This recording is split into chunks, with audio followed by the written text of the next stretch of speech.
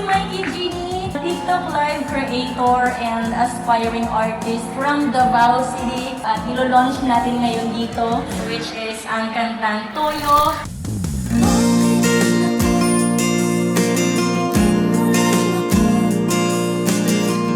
I'd like to introduce to you my band. Here's Ken on keys, Dexter on guitar, Whistler on bass, and on drums. Pero joke lang lika dito please kasi magiging okay din ako. Basta ba't lambingin mo lang ako, asahan mong pag-ibig ko